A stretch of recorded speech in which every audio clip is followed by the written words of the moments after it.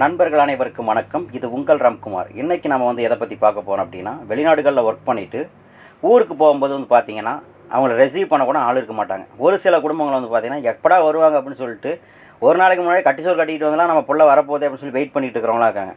ஆனால் நல்லா சம்பாதிச்சும் காசு பணம் அனுப்பி வந்து ரிசீவ் பண்ண முடியாத ஒரு நிலைமைக்கு இருப்பாங்க. ஸோ அது ஏன் என்ன அப்படிங்கிறத பற்றி இந்த வீடியோவில் ஃபுல் டீட்டெயிலாக பார்க்க போகிறோம். இதில் ஏதாவது இதுமாரி உங்களுக்கு எக்ஸ்பீரியன்ஸ் இருந்தாலும் இல்லைங்க எங்கள் வீட்டில் நல்லா தான் கூப்பிட வருவாங்க போக ஒன்றும் பிரச்சனை இல்லை அப்படிங்கிறதுங்களும் கமெண்ட் செக்ஷன் சொல்லுங்கள். இப்போ வந்து பார்த்திங்கன்னா வெளிநாடுகள் வேலைங்கிறது வந்து பார்த்திங்கன்னா லேபராக வரவங்க தான் சொல்கிறாங்க. நான் வந்து ஒயிட் கார்டில் வந்து இந்த சாஃப்ட்வேர் லைனு இந்த பெருசாக ஒர்க் பண்ணுறவங்க பார்த்திங்கன்னா நம்ம பேச முடியாதுங்க. ஏன்னா நான் அந்த லெவலில் கிடையாது. நம்ம வந்து ஒர்க்கிங் லெவலில் இருக்கிறதால வந்து இந்த ஒர்க்கிங் லெவலில் மட்டும்தான் நான் பேசுவேன். ஸோ அதனால் வந்துட்டு இதை வந்து தவறான விஷயங்கள் வந்து நாங்களாம் வெளிநாட்டில் இப்படி இருக்க போகிறோம் வரோம் என்ன இப்படிலாம் என்ன பேசுகிறீங்க வைக்கிறீங்க அப்படின்னு சொல்லாதீங்க. இருக்கிற ரியாலிட்டி சொல்லும் போது வந்து பார்த்திங்கன்னா கண்டிப்பாக ஊரில் வந்து நல்ல வருமானம் வந்து வேலை பார்க்குறவங்க ஊரில் வேலை பார்ப்பாங்க. நம்ம ரியாலிட்டி இல்லாமல் அது அப்படி இது அப்படின்னு சொல்லி பயங்கர பில்டப் பண்ணி பேசிவிட்டு நாளைக்கு அவன் வந்துட்டு அவன் வாழ்க்கையை இழந்துட்டு இங்கே நிற்கும் போது நம்ம அதுக்கு நானும் தவறான இன்ஃபர்மேஷன் கொடுத்தா யார் தவறான இன்ஃபர்மேஷன் கொடுத்தா அவங்களும் ஒரு பாவி தான் அதுக்கு. ஏன்னா வெளிநாட்டு வேலைங்கிறது வந்து பார்த்திங்கன்னா வாழும்போதே நரகத்தை பார்க்குறது தான் வெளிநாட்டு வேலை. லேபராக ஒர்க் பண்ணுறவங்க என்ன தப்பு பண்ணான்னு தெரியல, இவ்வளோ கஷ்டப்படுறான்டா அப்படின்னு சொல்லி ஊரில் யாராவது ஒருத்தன் கஷ்டப்படுறன பார்த்து பேசுவாங்க தெரியுமா. அதேமாரி தான் இங்கே வந்து வெளிநாடுகள் வந்து கண்ணுக்கு தெரியாமல் கஷ்டப்பட்டுட்டு இருக்கிற வேலை தான் வெளிநாட்டு வேலை. மாசான காசு வரதை மட்டும் பார்க்கக்கூடாது. அந்த காசு கையில் எடுக்கிறதுக்குள்ளே எவ்வளோ கஷ்டப்படணும், எவ்வளோ அசிங்கப்படணும், எவ்வளோ தூக்கத்தை இழக்கணும், எவ்வளோ நிம்மதி இழக்கணும், இதில் குடும்பத்தில் எவ்வளோ சண்டைகள் எல்லாத்தையும் கடந்து தான் வந்து அந்த காசை பார்க்க முடியும். அந்த காசை பார்த்தும் ஊருக்கு அனுப்பின பிறகு வந்து பார்த்திங்கன்னா ஊரில் சரியாக மெயின்டைன் பண்ணிட்டு வரவங்க வந்து குடும்பங்கள் முன்னேறுது. இல்லை ஒரு நாடு வந்து பார்த்திங்கன்னா என்ன சொல்கிறது உள்நாட்டு கலவரம் அப்படிம்பாங்க. உள்நாட்டு கலவரம் ஏற்படுது. அந்த ஆப்பிரிக்கா நாடுகள்லாம் வந்து தங்கம், வைரம், பெட்ரோல், டீசல், ஆயில்கள் எல்லா இயற்கை வளங்கள் எல்லாமே இருக்குது. இருந்தாலும் வந்து பார்த்திங்கன்னா முன்னேற நாடாக இருக்குது. அதுக்கு காரணம் வந்து பார்த்திங்கன்னா உள்நாட்டு கலவரங்கள். அதேமாரி வந்து ஒரு நாட்டில் வந்து உள்நாட்டு கலவரங்கள் ஏற்பட்டு சரியான தலைவன் இல்லாட்டினா அந்த நாடு வந்து ஏழ்மையான நாடாகி அங்கே உள்ள மக்கள் எல்லாம் நடு ரோட்டுக்கு தள்ளப்படுவாங்க. அதேமாரி தான் அந்த குடும்பங்களில் வந்து வெளிநாட்டில் நம்ம சம்பாரித்து காசு பணம் அனுப்பிட்டு இருக்கும்போது சரியான நிர்வாகம் இல்லாமல் உள்கட்சி குடும்ப பூசல்கள் இருந்ததுன்னா குடும்பத்துக்குள்ளே நீயா நானா அப்படின்னு போட்டி போட்டுட்டு இருக்கும்போது ஆளுக்கு மாற்றி செலவு பண்ணும்போது பார்த்திங்கன்னா இவன் உழைப்பு வந்து வீணாக தான் போகும். அதை சேமிக்க முடியாது. ஒரு குடும்பத்தில் சரியான தலைவன் இருந்து வழி நடத்தினா மட்டும்தான் இதாகும். இந்த இடத்த வந்து ஒரு விஷயம் சொல்ல வராங்க.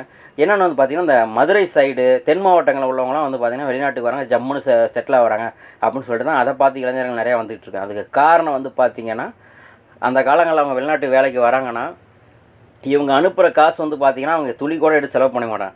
யூஸ்வலாக வேலைக்கு போகிறாங்க, போயிட்டு வந்துட்டு இருப்பாங்க. எப்படி இருக்க முன்ன எப்படி வாழ்ந்தாங்களோ அதே வாழ்க்கை தான் வாழ்வாங்க. இவங்க அனுப்புகிற வெளிநாட்டில் சம்பாரித்து அனுப்புகிற காசு சிக்கனமாக சேவ் பண்ணி வீடை கட்டி காடை வாங்கி இந்த மனுஷனை வந்து ஒயிட்டு போட்டு நடக்க விடுவாங்க. அழகு பார்ப்பாங்க.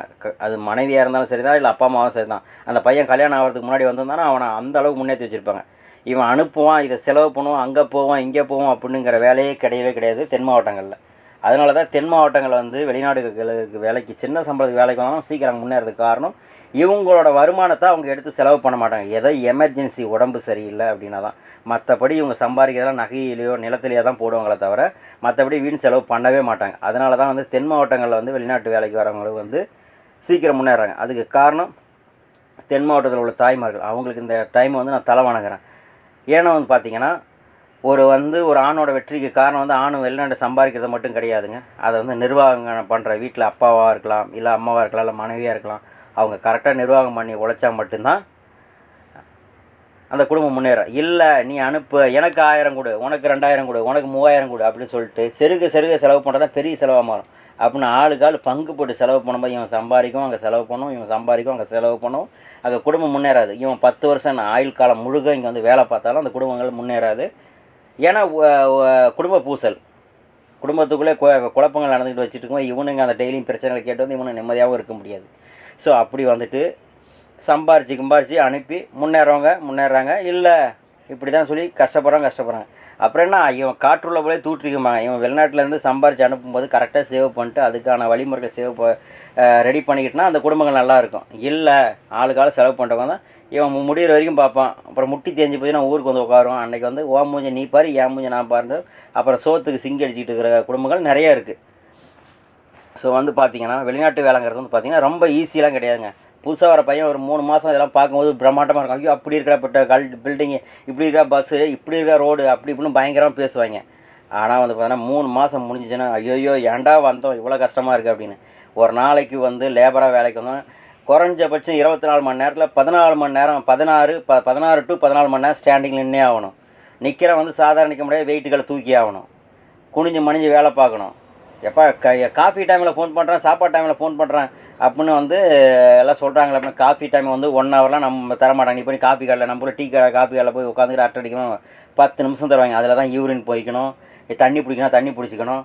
இல்லை வந்து ஏதோ ஒன்று வேலை சொல்லியிருந்தால் அதை மிஸ்டேக் பண்ணால் சரி பண்ணால் அந்த பிரேக் டைம்லாம் பண்ணால் அப்போ அந்த 10 நிமிஷமும் கிடைக்காது. சாப்பாடு டைம் வந்து இப்போ வந்து இங்கே ஒரு இடத்த வேலை பார்த்துக்கிட்டோன்னா அங்கே சாப்பிட்ற இடம் வந்து பார்த்திங்கன்னா ஒரு 20 நிமிஷம் நடக்கிற டிஸ்டன்ஸில் இருக்கும். அப்போ 20 நிமிஷம் போய் சாப்பிட்டுட்டு திரும்ப அந்த வரும்போது 20 நிமிஷம் 40 நிமிஷம் போயிடுச்சு. சாப்பிட ஒரு 10 நிமிஷம் 50 நிமிஷம் போயிடுச்சு. இதில் என்ன வந்து ரெஸ்ட் எடுக்க முடியும்? ஆக மொத்தம் வந்து பார்த்திங்கன்னா ஸ்டாண்டிங்லேயே தான் இருக்கணும் 16 மணி நேரம். அப்படி கால் கடக்க நிற்கிறதால தான் வந்து பார்த்திங்கன்னா 3 வருஷம் போச்சுன்னா முட்டி வலி வந்து வெளிநாட்டில் வேலை செய்கிறவங்க பார்த்தீங்கன்னா தைலங்கள் அவன் பெட்டுக்கு பக்கத்தில் எது இருக்கே இல்லையோ தைலம் இருக்கும். தைலத்தை தேய்ச்சிக்கிட்டு வந்த புதுசில் முகத்துக்கு அழகாக இருக்குன்னு சொல்லி ஃபேர் அண்ட் லவ்லியும் ஃபேஸ் க்ரீம் போட்டுக்கிட்டு அந்த பையன் வந்து பார்த்தீங்கன்னா 3 வருஷம் கழிச்சு பார்த்தோன்னா முட்டி வலின்னு சொல்லி கால் வீங்குது, முட்டி வலிக்குது அப்படின்னு சொல்லிட்டு தைலங்கள் போட்டுருவான். தாய்மார்கள் வந்துட்டு பார்த்தீங்கன்னா வெளிநாட்டில் வந்து ஈஸியாக யாரும் சம்பாதிக்கலை. அதனால் புரிஞ்சுக்குங்க. நீங்கள் வந்து ஒரு நாள் இல்லை ஒரு வாரத்துக்கு வந்து ஒரு 16 மணி நேரம் நின்று பாருங்கள், உங்களுக்கு கால் எப்படி வலிக்குதுன்னு பாருங்கள். நீங்கள் வந்து வெயிட்டு தூக்க வேணாம், வேலை செய்ய வேணாம், சும்மா நின்று பாருங்கள் எப்படி இருக்குன்னு பாருங்கள். ஸோ அந்த ஃபீலிங்கை நீங்கள் உணருங்க. அதனால தான் வந்து இங்கே வெளிநாட்டிலேருந்து உங்களுக்கு காசு மட்டும் வருதுன்னு பார்க்காதீங்க. அந்த காசில் அவன் உயிரும் இருக்குது, ரத்தமும் இருக்குது, வேர்வையும் இருக்குது, கஷ்டம் நஷ்டம் அவமானங்கள் எல்லாமே இருக்குது. ஸோ அவன் தலை நிமிர்ந்து நடக்குன்னா நீங்கள் சிக்கனமாக இருந்தால் மட்டும்தான் முடியும். ஸோ இப்போல்லாம் வந்து கஷ்டப்பட்டுட்டு ஊருக்கு போகிறான் அப்படின்னா இவன் வந்துட்டு இங்கே பார்த்தீங்கன்னா சரியான உடுப்பு உடுத்திருக்க மாட்டான். ஊரில் வந்து வரும்போது நல்ல ட்ரெஸ் போட்டு வந்து கழட்டி வச்சு தான் இங்கே வந்து கிழிஞ்சி சட்டையாக அந்த சட்டை போட்டு வேலை வைப்பான். சரியான சாப்பாடு சாப்பிட்டுருக்க மாட்டான். நைட்டு சாப்பிட்டுட்டு மீதிக்கு சாப்பிட பொதிஞ்சு வச்சுட்டு நாளைக்கு மதியம் சாப்பிடும்போது அந்த சாப்பாடு டைம் அதை திறந்தனா வந்து அது அடிக்கும் பாருங்கள் ஒரு வாடை கப்புன்னு. ஒரு சில டைம் சாம்பார்னா கை பட்டினா கெட்டு போயிடும். ஏன்னா பிளாஸ்டிக் பேப்பரில் கட்டுறதால. இல்லை வந்து ஏதோ குழம்பு கட்டுறோம், எல்லாம் சாப்பாடு கட்டணும் இருந்தாலும் தூக்கி போட முடியாதுங்க.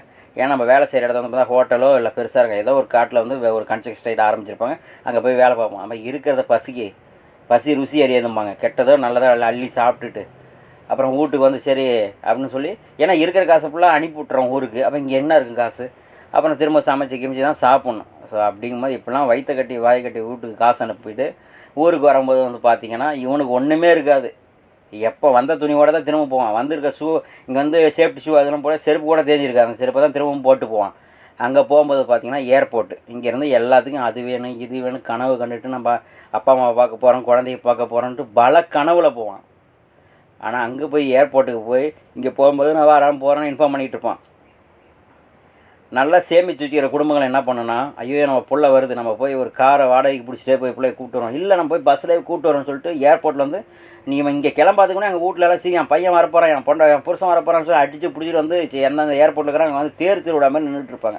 அந்த கண்ணாடிக்கிட்ட இப்போ அந்த ஃப்ளைட்டே வராது, எல்லாம் அந்த போர்டு பார்க்குறது கூட ஒரு சிலவங்களுக்கு வந்து தெரியாது.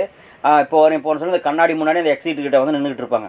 அப்படி என்ன சொல்கிறது, அந்த குழந்தைங்க ஐயோ அப்பா வரப்போகிறாங்க, யாரோ வராங்களா, அப்பா வராங்க, அண்ணா வராங்க அப்படின்னு சொல்லி வெயிட் பண்ணிகிட்டு இருப்பாங்க.